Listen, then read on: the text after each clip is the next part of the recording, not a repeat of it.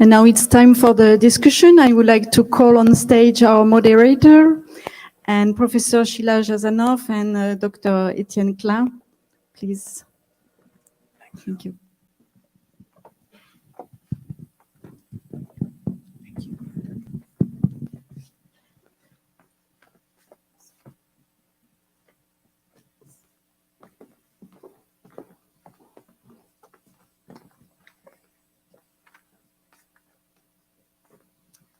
Well, thank you again, everyone, for joining us for this discussion. I think this documentary was very enlightening. I want to start by discussing a little bit this documentary. Could you first, in a few words, tell me what your takeaways are from what you saw in this film? This film is very interesting because it shows how the argument of research can be used against science. In fact, it is a way of saying that what we know, in fact, we are not really sure that we know. And that is what I explained this afternoon.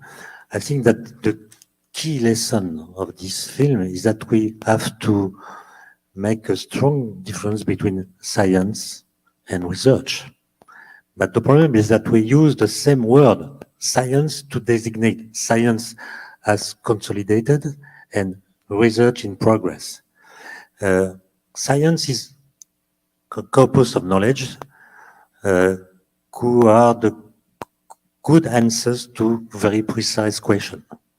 And you can contest this knowledge only by using scientific arguments. But this corpus of knowledge asks questions, and we know that we do not know the answers to these questions. That's why we do research. So the doubt is the dynamics of research. But this doubt is linked to knowledge. The scientific doubt is the fact that we know that we do not know. And that's why we do research. But when you confuse science research, the idea of doubt colonize science itself, as it was shown in the film. So there are some dimensions of the film that I agree with. I mean, so it's always a good idea to ask the things we don't know. We might ask that about our marital relations. We might ask that about our parental relations with our children. We might ask that about our communities, about our leaders. There are lots of places where we do not question authority, and maybe we should. But my main takeaway from the film is just how easy it makes things. We know who the villains are. All we have to do is identify them. We know who strategizes. All we have to do is expose the strategies. And then we can sit around a table and teach people how to recognize those strategies and so forth. That, I think, is an exceedingly, almost dangerously simplistic understanding of the contexts out of which structural ignorance emerges, or systemic ignorance emerges. And the word systemic has recently come into social usage because people are talking about systemic anti-Black racism, for instance, which they didn't recognize before. But I think there's something important associated with that idea of systemic. How do we, as collectives, as groups, blind ourselves to certain things? And I think that although neuroscience is a fantastically interesting field and it's uncovering all kinds of new things, any kind of attempt to understand ignorance that limits itself to probing the biochemistry of the human brain without taking account of the multiply embedded ways in which human beings produce their knowledges and non-knowledges of the world is going to founder. It's not going to get to the heart of why societies produce their own darkness. In this film, there are multiple examples of how science has been used against itself in a way to sow doubt, to sow ignorance, starting with the big tobacco, the pesticides, all the way, of course, to the coronavirus pandemic. Maybe you will disagree with me or not. It seems that with the pandemic, there was really this aspect, even more so than with climate change, of ideology, of politics involved and determining whether or not you trusted the scientists, did not trust them, trusted the reality, or did not trust them. Do you think politics and ideology play a big role in this attack on science?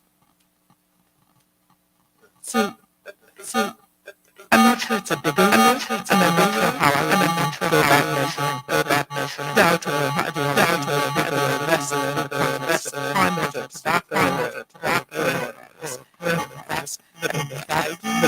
I was in one of the newest states of the Union.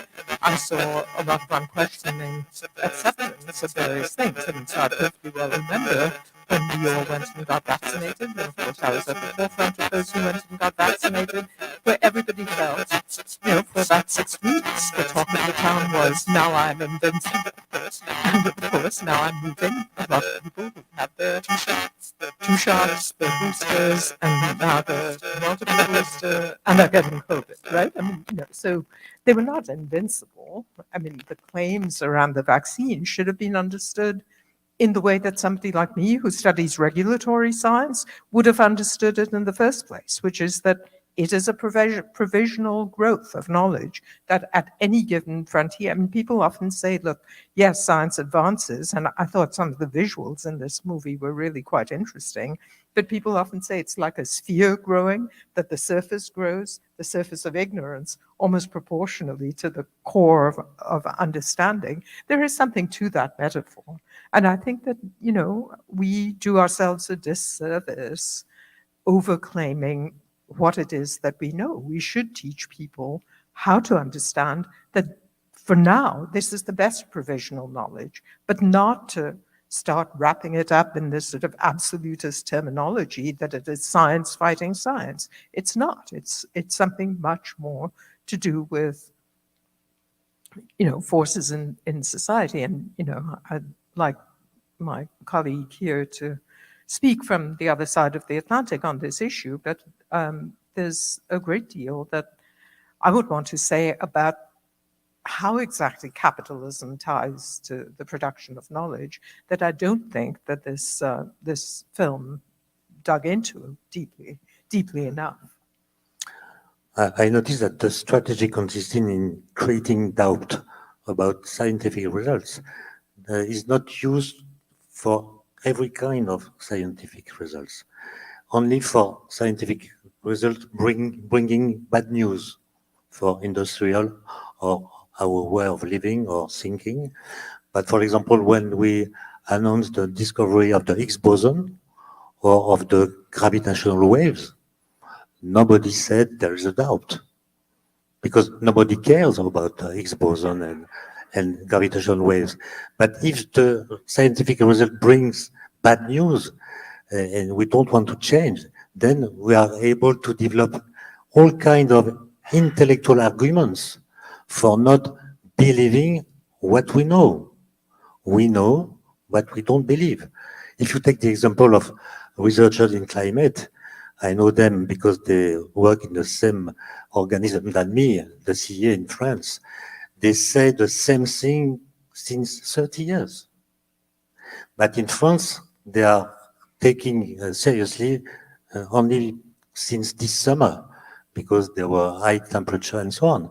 But before, many people doubt, because it was too delicate for them to accept what they said. And talking about the influence of money in scientific research, the film touched on few elements of this, but in research, especially in France, where it's widely dominated by public funding, in the US, less so than in France, a lot of private money. How does the scientific scientific community, and maybe you guys can talk about the different aspects in France and in the United States, how does the scientific community deal with that funding and how to remain independent in that research, even though it depends on your funding and it depends then on the monetization and the interest in your research? So one of the things I'd like to underscore is that these are our choices as societies. I mean, so in this country, we believe in rapid transmission from what we call bench to bedside, right? I mean, we want basic research to be turned into results very quickly. And in order to encourage that, for instance, we have encouraged this entire para industry of money that bets on promises, even sometimes before they're demonstrably anything that should be invested in. And, I started doing research on continental European versus American science policy long ago. And one of the glories of, for instance, investment in biotechnology in this country was that we had venture capital at a time when venture capital didn't even exist as a thing in Germany. The German state was funding things. And this led to certain kinds of advances and certain kinds of imbalances. That is, we got certain kinds of products into the market very, very quickly, relatively faster than in other countries. But if you look down the line, the current administration has been talking a lot about the high price of insulin, for instance. I mean, this is a matter of public debate. And yet insulin was one of the first genetically engineered products, product of the biotech revolution. So we might ask, why is it that it became much, much easier to produce insulin through laboratory means, and you didn't have to take, the glands from all of these animals to do it. You could let bacteria create a factory and so forth. Why didn't the price come down in those 30, 40 years? And then say, well, why is it that we allow, in our country, a society in which a lot of public money goes into funding risky ventures at the outset, which is good. I mean, we do risk taking, but then the profits to be used mostly for the private sector. I mean, we've done this in the area of drug development, for instance. It doesn't end up building a trusting society. So if we really want to think about the way capital moves, we have to look at the entire policy structure and the assumptions it makes about what should be public, what should be private, instead of simply pointing the finger of blame and saying, it's this company or that company. I'm not in any way denying that there are good companies and good people and bad people. We all know that. But to some degree, our policy structures, our commitments as a society underwrite which kinds of goodness and badness we will tolerate collectively. And we don't think enough about that. I'm not a sociologist, so I don't know how to answer your question, but I've read a book written by Bernard Williams, an English philosopher. The title in French is Vérité et Véracité. In English, it should be Truth and Truthfulness, maybe. I don't know. And in this book, he explains that two contradictory currents of thought exist in our societies in Europe, which by a perverse effect, instead of fighting each other, feed each other. The first one is called the will of truthfulness, the désir de véracité. It is the idea that our European societies are educated and informed, and therefore the public doesn't want to be fooled by the discourse of power, elite, its institution, lobbies, and so on. And obviously, this desire not to be fooled is perfectly healthy in a democracy. It should be then encouraged. But what he shows is that this desire triggers in the society a general critical spirit across society that undoes the idea that there are verified truths. As soon as we come across truth, we ask ourselves whether it is true. Is it not relative, cultural, instrumentalized, and so on? And so the desire for truthfulness feeds a denial of truth, which in turn creates mistrust of the powerful, of political institutions and expert discourses. And we have seen that during the COVID-19 in a very explicit way. You mentioned again COVID-19. This was really something that we all lived through, all societies, and we saw the reactions of the different societies and also the role that the media played, even though I don't like the word the media because it englobes a lot of different versions. But as scientists, do you think the media played a role in this questioning of the science by sort of putting on an equal field different sorts of experts? Because we usually say we'll give one side of the story and we'll have somebody else who disagrees.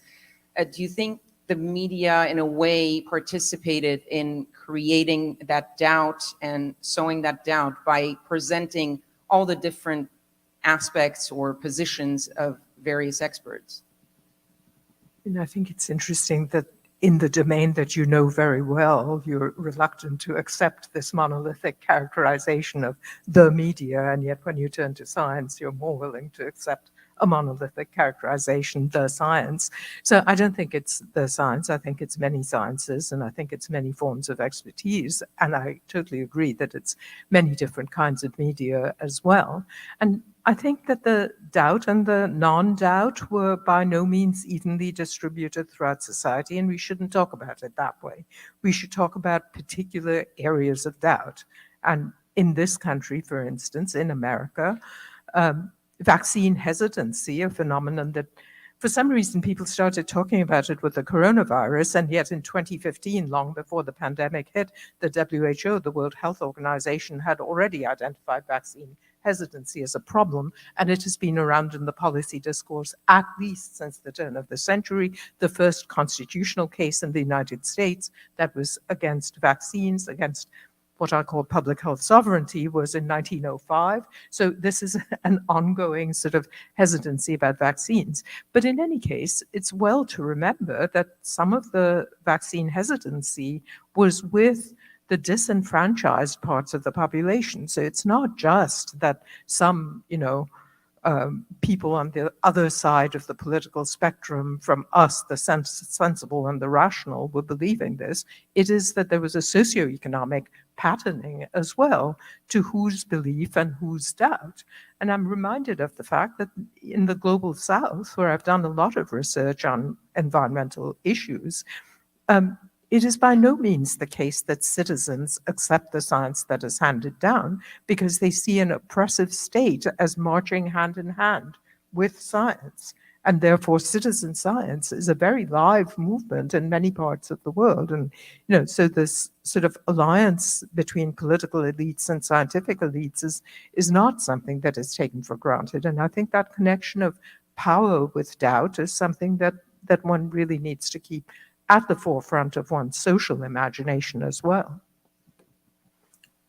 I remember that at the beginning of the pandemic, some experts were invited in the media, and of course they did not know all the properties of the virus. And when they were asked about this virus, they answered, "We don't know.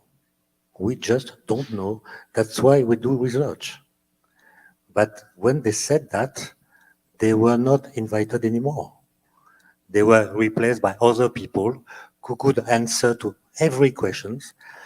And that was, so. Was this in France? Where was this? In France, yes. Well, that is important. One should locate that story. And these people said, "I think that," but nobody cares of what these or these scientists think. The science is a collective affair. So when a scientist speaks in the media, he should say, "We know that, and we would like to know this. This is science, this is what we know, and this is research, this is what we would like to answer." So one could go back to this film and ask on what basis particular experts were chosen. And I think you'd recognize that the experts who were chosen have very decided diagnoses of what the world looks like. So there isn't much space for people who recognize complexity and ambivalence, people who will say, well, it is not as black and white as we really know where the truth lies. And then there are these obfuscating forces, or even that climate, tobacco, genetic modification, vaccines, that these are all the same case and the reactions can all be explained in the same way. I don't think they are, and based on my still running 16-country comparative case study of COVID policy responses, I see a huge difference, even across the 6 European countries we're looking at, about what got trusted and what didn't get trusted. Masking policies, for instance, were radically different across these countries. There was not the same sort of monolithic, if you're for science, then you're for masking, kind of rule of thumb that we evolved in this country. It became a symbol for many other things. Similarly with school closings and many other kinds of things. So I think that I totally agree with you that there isn't much space in the way in which media debates are constructed for nuance. But as a society, we have to learn nuance anyway. I mean, it's nice to go to a movie and see one's problem solved. I used to be a big mystery story reader at a certain point in my life because it was also neat and tied up with a bow at the end, and you knew who was the good and who was the evil.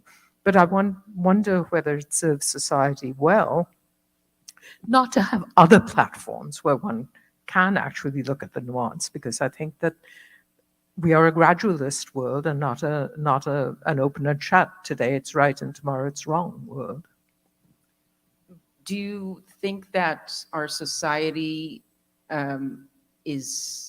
wants more nuance, or is it easier for a lot of society to simply see the world, science, issues in sort of black and white vision of the world? And if you look at social media, for example, it's where a lot of people get their information from, debate their positions, and it's very often black and white.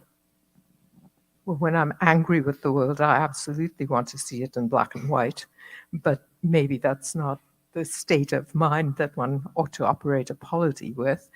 I don't think society, I don't think people sit around and say, do I want nuance or do I not want nuance? But as educators, as people in the media, as knowledge makers and as elites, I think we have a responsibility to do certain things that move the frontiers of self-awareness for a society.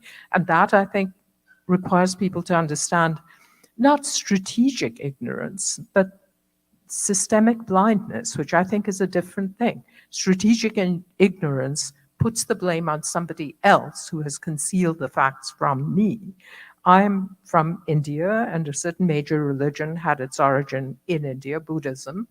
And the founding myth of Buddhism is that there was this cloistered princeling who was kept from seeing the realities of the world. And when he went out and met the 4 great evils of poverty, sickness, old age, and death, he didn't know what to do with it. And, I think of that as a moment of systemic ignorance, because his family had kept him cloistered because they had a prediction that he was going to go away and become a hermit and not a king. So maybe we should all cultivate that spirit of a certain degree of willingness to become the hermit and not the king. Dr. Klein, do you believe that this society is willing maybe to listen to nuance, to the questionings? I don't think so, because in the same channels of communications circulate information, knowledge, commentaries, lies, and so on. These things are quite different, but the fact that they circulate in the same channels makes that they melt together, and we cannot distinguish beliefs from knowledge and so on. And that makes a very big confusion. And at the beginning, I thought that this pandemic was an historical opportunity to teach science, to tell every day on the TV what is the difference between correlation and causality, what is the good use of the theory of probabilities, what is the exponential function, and so on. And instead of doing this pedagogy, we choose to organize controversies, sometimes artificial controversies, inviting people, and we know that these people did not agree, so we were sure that they will fight, and so on.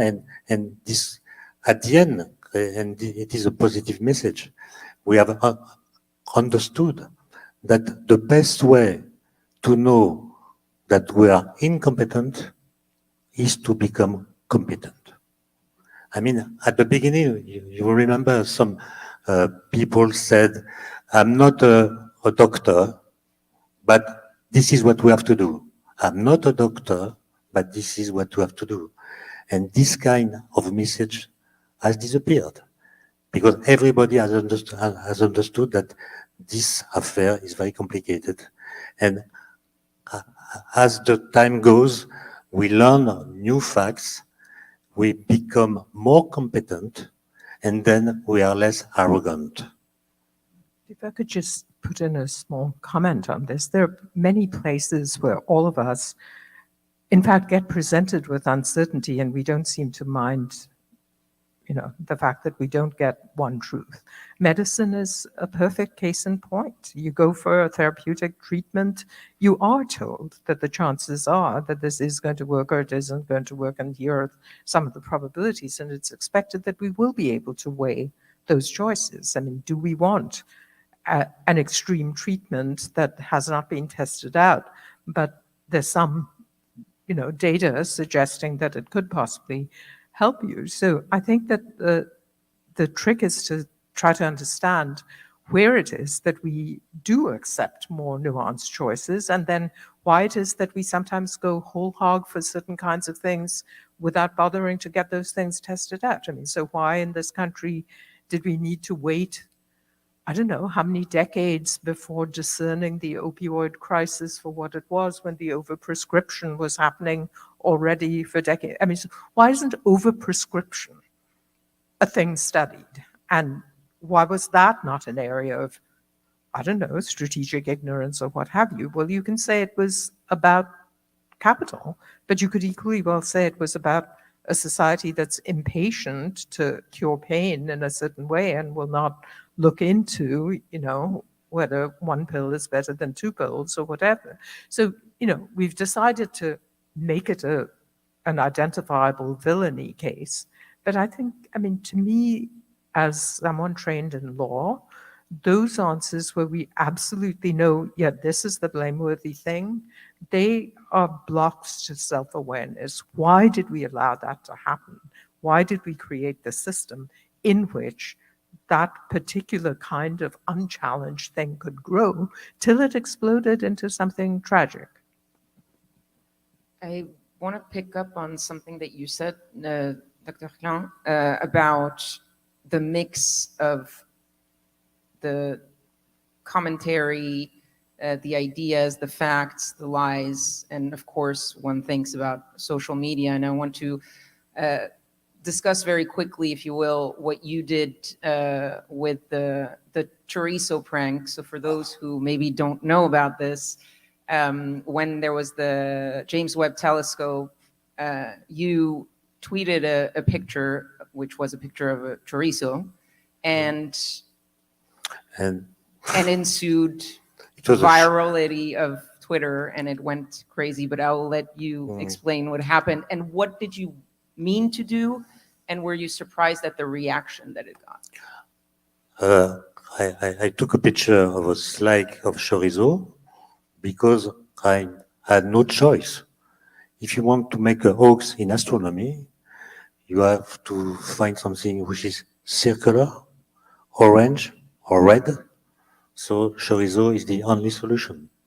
So I put the slice on Twitter saying that it was a new picture taken by the James Webb Telescope, showing the star Proxima du Centaur, which is the nearest star from us at 4 light years from this place. And I believed it was obvious that people will see that it's an hoax. It was just a way to have fun. But 1 hour later, I saw that many people like the picture. I don't know if they like the picture or if they like the hoax. So I made a comment. According to modern cosmology, there is no object coming from Spanish industry in the universe except on Earth. And I believe that it was enough to tell people it's a joke. But the day after, a TV channel in France, BFM TV, announced the discovery of a new star, and it was the slides. So I began to panic, and after that, the spreading of the hoax all over the world surprised me. I don't understand what happened. I received 300 invitations from foreign journalists to comment the joke. I had nothing to say except this was a joke. Oh. And CNN, if I may say, CNN talked about the joke, saying that it was a fake news. And I don't agree. A hoax is not a fake news. At the beginning, it's a fake news. After some time, you say it was a joke. So you say it's a fake news. So if you say that it is a fake news, it is that it is not a fake news. Does that example, and the question is, That shows that we can say everything about science. You can show an image, and say what you want about this image. That means that popularization of science, which is my activity, is a failure. It doesn't work. I mean, if you write books, you think that it's a success because some people read the book. If you give lectures, some people come and they seem to understand what you say. So you have the impression that it works. But in fact, it's a truism, but popularization of science succeeds only for people for which popularization of science succeeds. And it's a very small part of the public. is this experience with the chorizo slice, does it also show maybe in a way the trust that being a scientist gives you on these matters? Because if I had tweeted that same picture, probably more people would have seen it as a joke right away because I'm not a scientist. And so is there a danger in the fact that there is this trust because of your title or of your position? Maybe it's an expectation that scientists don't make jokes. But they have always made jokes. I mean, making jokes is a part of the scientific activity since the beginning. But it seems that we cannot do this anymore. And this is the last joke of my life. At least on social media. Because the other lesson is that we are already in the metaverse. I mean, in August, when all the journalists are on holidays, what is important is what happens in the social media, not in the real world. Well, maybe we should come back to the fact that example of all these scientists who were presenting nuanced arguments and weren't invited back. You should make a practice of inviting funny scientists and showing people that scientists are human as well, and that would allow you to make more jokes again. Thank you for that. I think maybe we could open it up to questions from the crowd. I'm sure some of you guys want to ask some questions to our guests. I think there's a I wonder if you think that American litigation is the answer to bad science, since tobacco was brought down by litigation, and when there is an incentive to make money off of the bad science, it pays off. Well, I mean, that's a complicated question because I'm not quite positive what American litigation means in a time when the complexion of the courts and what kinds of things can be litigated is itself under some kind of stress. I mean, what can be pointed out is, and this is a Franco-American thing, of course, is that no less a person than Tocqueville noted the American propensity already back in the early 19th century to solve all kinds of problems through law. And one could see that as, in a way, the flip side of our decision not to have a proper welfare state in some ways. I mean, that is, when things get to be really problematic, we have a relatively loose entryway into the courts. I mean, for instance, our entire class action and contingency fee system looks very different from other people's. So again, we've sort of constructed a society in which we allow things to become kind of big and bad, and then we have big bad law to, to come and take down certain things. And one could ask whether that's a particularly reasonable way to run a country, because it's like winning the lottery, right? I mean, one person can come along and sue Monsanto for, producing Roundup and walk away with a couple of $100 million in compensation, but it's not necessarily going to be spread around the society. And besides, why did we have to let it get to that pitch? I mean, I do think that the tobacco model is very interesting because it's possible we're beginning to see something like that happening against guns in our society, that, it's not going to be legislation or public policy that alters it, but very high liability imposed, on some gun manufacturers for a kind of offense that had to be pushed through the court system. But one could look around at many other countries and say that, well, maybe the legislative and public policy efforts were more successful at saving more lives than coming in after the fact with the post hoc remedy of litigation. I think I saw a hand in the middle there.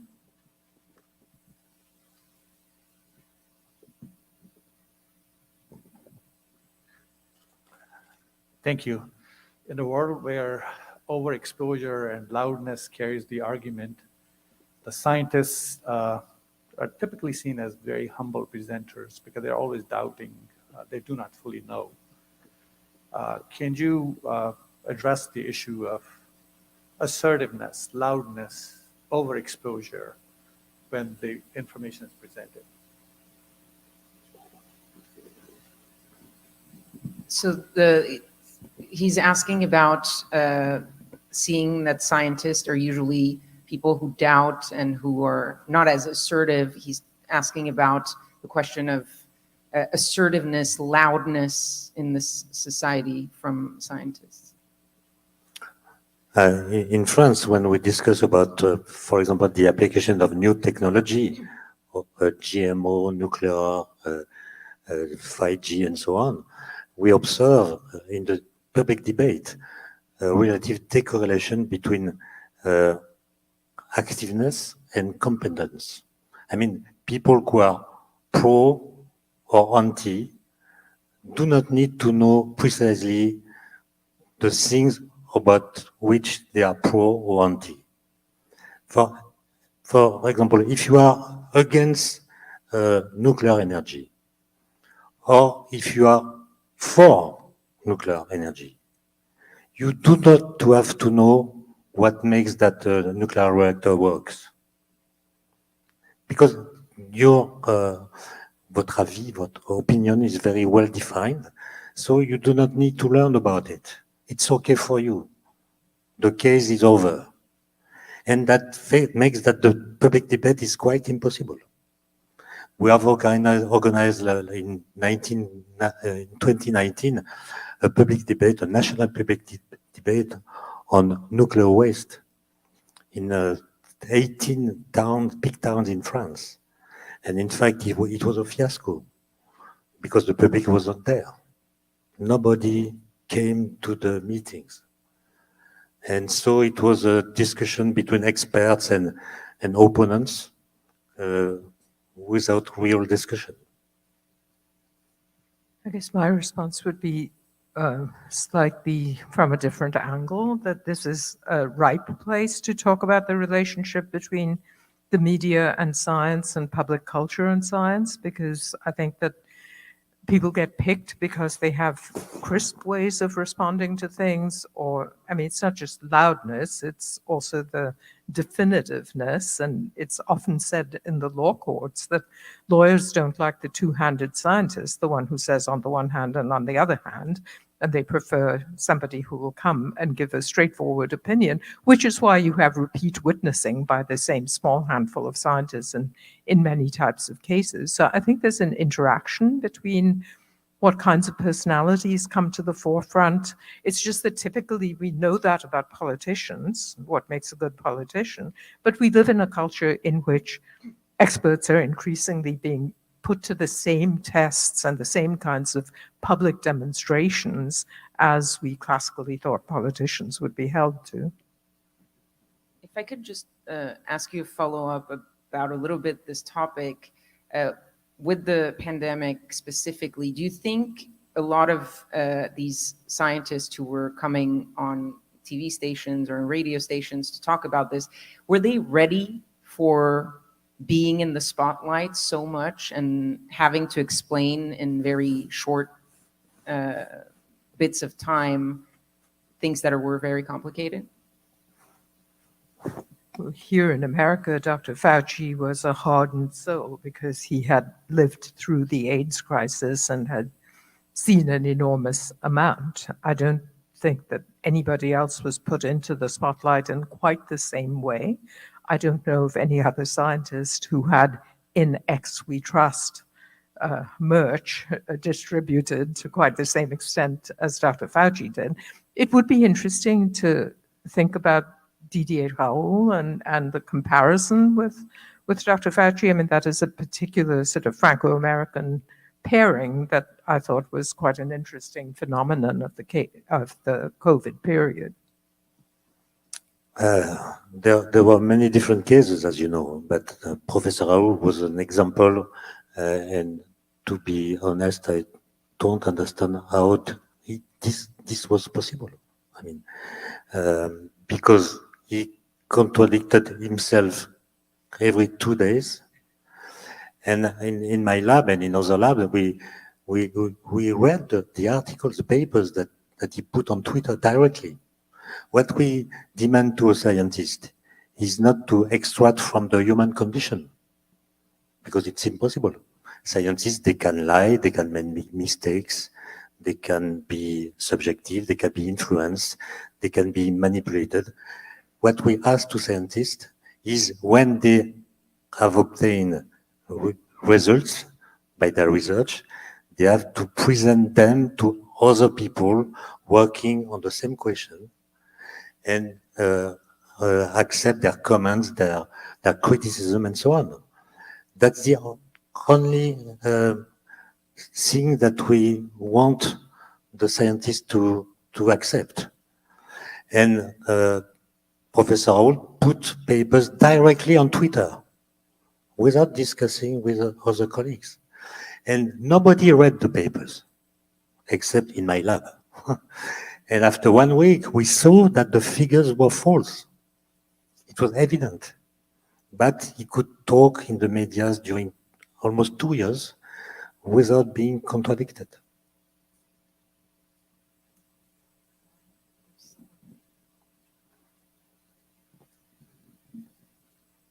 Professor Jasanoff, I wanted to ask you about what can be done in terms of policy making to avoid this false science being created without putting too much risk at democracy and being able to have freedom of speech, but also enable science. Thank you. I also missed the beginning of your question, so Yeah, could so you the please beginning- repeat? Sorry. Okay, so what can be done in terms of policymaking to enable freedom of speech and let science develop, but without letting people like those that speak that climate change doesn't exist? What can we do in terms of this to enable research? What kinds of cases? How do we enable research, but also, if I understand well, the balance between the scientific research, but also freedom of speech? Yeah, to avoid misinformation, but also enable democracy and let scientists do their job. Well, I mean, I'm not sure why those things are necessarily in conflict. I mean, I think one of the things that one should keep in mind is that not every scientist who's at the bench is also out there wanting to be, a spokesperson for the public. I mean, as in all other walks of life, what we're talking about is an ecosystem in some sense, and some people end up doing something better or worse than others. In my long experience of working with scientists in all kinds of fields, it's a little bit like professors, the ones who are great at teaching the undergraduate courses that draw thousands of people are not necessarily the ones at the very forefronts of research, but nobody seems to care. I mean, there's a time and place for democratic activities like teaching things to students, and there's a time and place for the more secluded activity of research. So I think the problems that we're talking about, like the Didier Raoult example, is when the charisma and the ability to go out there and make the noise or make the statements or, seize the media limelight in some sense overrides the scientific credentials and so forth. The other thing to point out is that, we have a whole set of institutions where we don't rely on single scientists saying anything anyway, that we have committees and structures in which representatives of different schools of thought, possibly different disciplines, come together and do that cross-checking, which gives us a consensus and also a form of democratization, really, because in this city, for instance, when the National Academies convenes a committee, they take pains to make sure that not everybody is from Harvard and MIT. I mean, or Stanford or Michigan, or, pick your geographical location. I mean, that these group collective debates themselves become a place where a more robust kind of knowledge is formed that also has dimensions of democratization built in.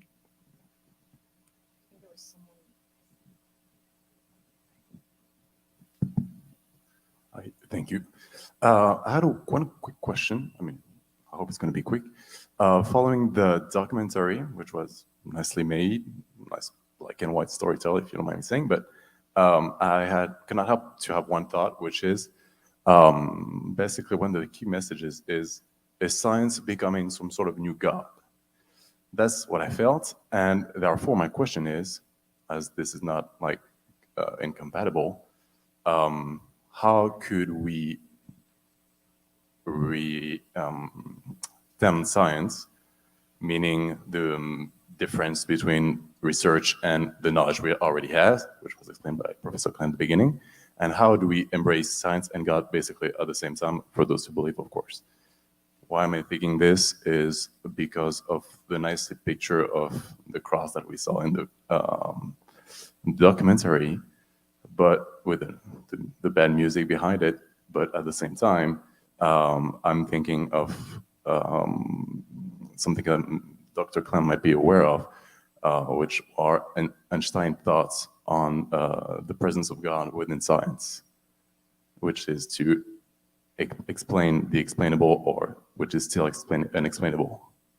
Thank you.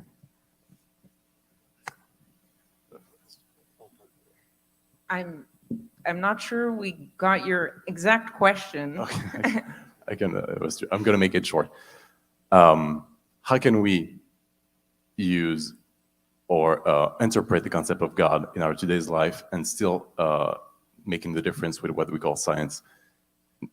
In other words, should we refer to God when we don't understand something, or should we refer to science, or how to embrace both at the same time?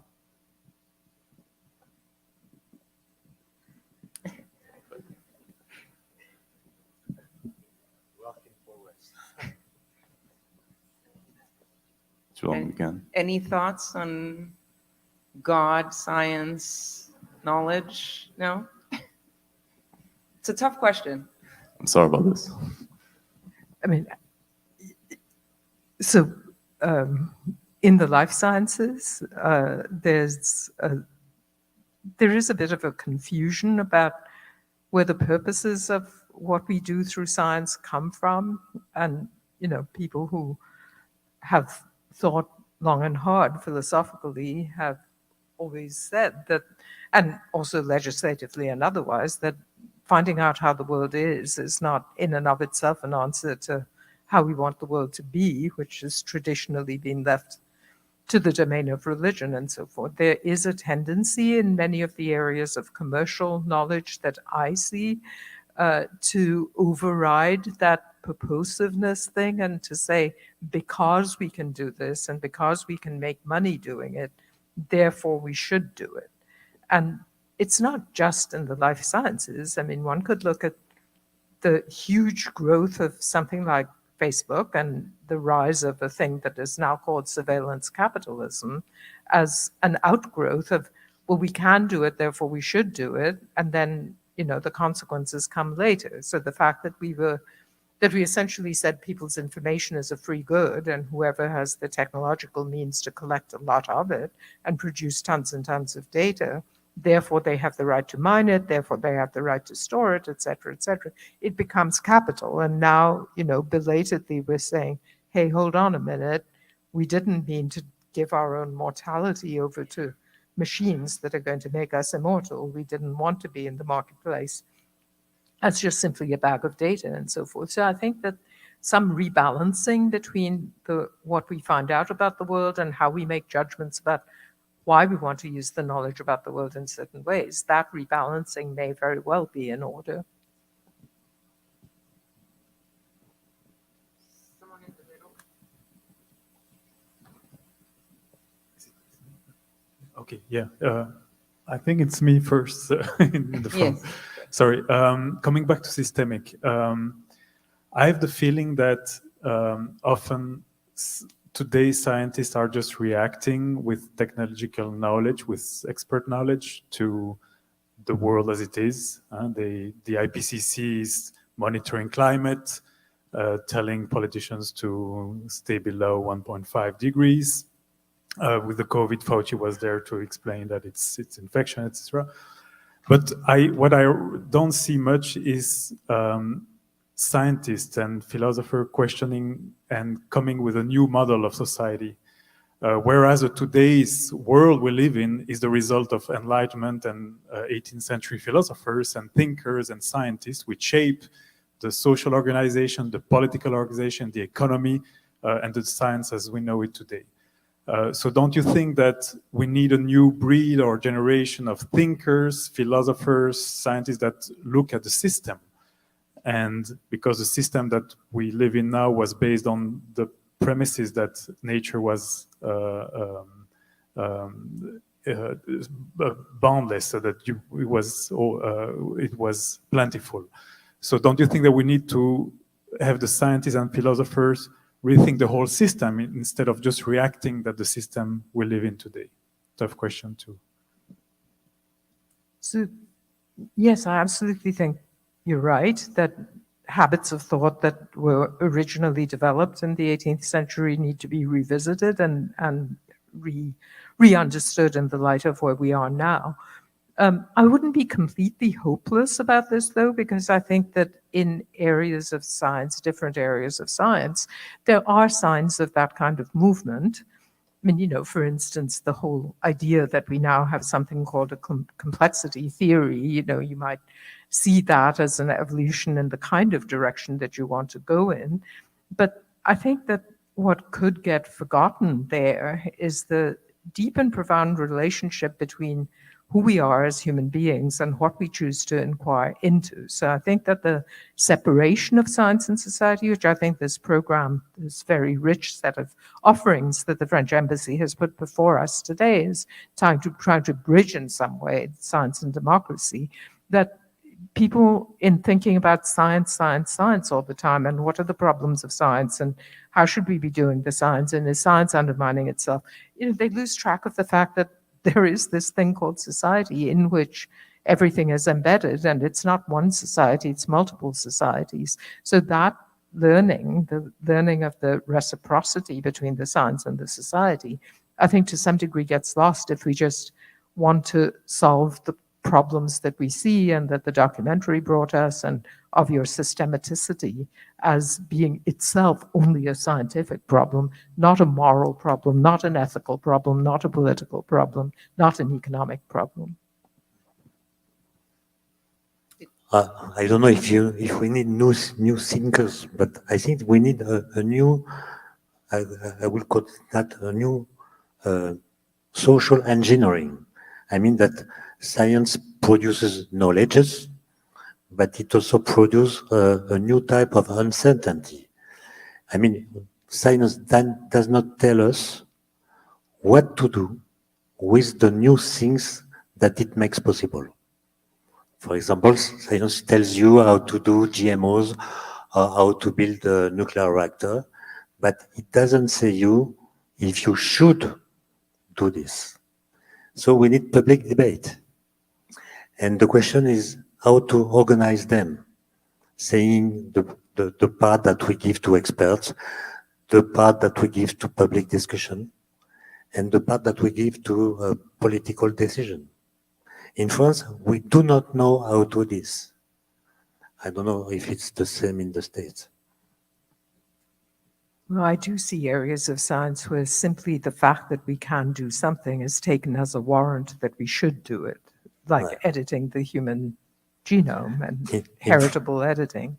So I think that there is a drive that we can do certain things in the environmental area, for instance. A lot of people believe that the push for solar radiation management or geoengineering, whatever name you know it by, is one of those areas where the scientific hypothesizing that there could be a technological fix of a relatively cheap and easy sort to guard us against the climate crisis has driven or propelled that area of inquiry forward without necessarily questioning enough the people who might be hurt or might be endangered by that kind of planetary solution to a problem which, after all, was created in the very areas of the world that now propose to do geoengineering. So I think we have time for just one last question. Thank you very much. If I'd like to return, if I may, to the documentary, which I found profoundly depressing, because it's essentially the sort of array of Marvel comic type villains who are arrayed trying to undermine the plucky scientists. So you get big tobacco, big oil, petrochemicals, right? And I really appreciated that the two discussants, and particularly Professor Jasanoff, sort of put a little bit of balance in it, that perhaps it's not just that, but there is an inherent skepticism in society. And I'd like to just ask you two discussants whether you don't feel that the fact that society is ultimately skeptical about scientific discoveries and announcements until such time as they really are embedded in society at large isn't, at the end of the day, a very good thing for science, because it brings the scientists down from their ivory towers. It makes them sharpen their arguments. It makes them make sure that what they're discussing fits in well with society, and ultimately is a very, very good thing for the scientific method and for progressing science and society. So, I mean, for myself, I think I'm on record saying that the virtues of science have classically been the same ones as the virtues of democracy. That skepticism, modesty, incrementalism, provisionality, recognizing that things are not going to be the same tomorrow as they are today, and above all, humility, a word that is associated with my most popular article, that these are things that one cherishes in building a polity and maintaining a polity, as well as in the sciences. And you know, I'm not sure exactly what dimension of the Dr. Fauci story or answer one should or should not find depressing, but there's one way of reading it, which might leave one, you know, slightly cheered and realizing that it's not the same case as the French one that we were also discussing. And in that case, Dr. Fauci, it's not the Fauci that one would stress, but the doctor that one would stress. That this was a person who had developed the nature of the wisdom by nursing the nation through an epidemic where he himself did not appear in a good light in the original stages. I mean, that is, you know, the NIH research establishment's idea about how to go about testing AIDS drugs had to be fought by coalitions of people with AIDS who forced upon NIH a different way of looking at epidemiology itself and how to run clinical trials. And in the end, some resolution was reached that ended up getting drugs into more bodies and not less. So Dr. Fauci, seen as part of a process of American social learning, who then comes to the fore again in a pandemic, may for us be a good fable. And, you know, this is not to speak for a person or against a person. This is to speak for the slowness of learning in a society. And, you know, there are many times when I feel that one of America's problems is that we just want everything so fast. I mean, sort of like the scene in the movie where people were gobbling all kinds of things very, very fast. You know, so maybe the pushing the dosage down, you know, the dosage of expectation about how quickly we expect the results, that would be a therapeutic benefit to at least our society. Final thoughts? Well, I want to thank you both, Professor Jasanoff and Dr. Klein, for coming, for speaking to us. Thank you also, of course, to the French Embassy for organizing all these discussions, and to all of you for coming, for joining, for participating, for your sometimes tough questions. Thank you so much, and have a good evening.